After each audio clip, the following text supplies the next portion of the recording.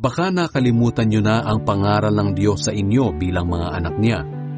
Anak, huwag mong baliwalain ang pagdidisiplina ng Panginoon at huwag kang panghinaan ng loob kung sinasaway ka niya. Sapagkat dinidisiplina ng Panginoon ang mga minamahal niya at pinapalo niya ang itinuturing niyang mga anak.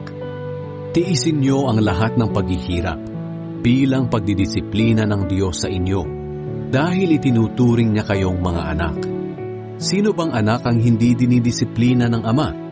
Kung hindi kayo dinidisiplina ng Diyos gaya ng pagdidisiplina niya sa lahat ng anak niya, hindi kayo mga tunay na anak, kundi mga anak sa labas. Kahit ang mga ama natin dito sa lupa ay dinidisiplina tayo. At sa kabila nito, iginagalang natin sila. Kaya lalong dapat tayong magpasakop sa pagdidisiplina ng ating Ama na nasa langit para maging mabuti ang pamumuhay natin. Sa maikling panahon, dinidisiplina tayo ng mga ama natin dito sa lupa ayon sa inaakala nilang mabuti. Ngunit ang pagdidisiplina ng Diyos ay laging para sa ikabubuti natin upang maging banal tayong gaya niya. Habang dinidisiplina tayo, hindi tayo natutuwa kundi nasasaktan. Ngunit ang ibubunga naman ito sa bandang huli ay ang mapayapa at matuwid na pamumuhay.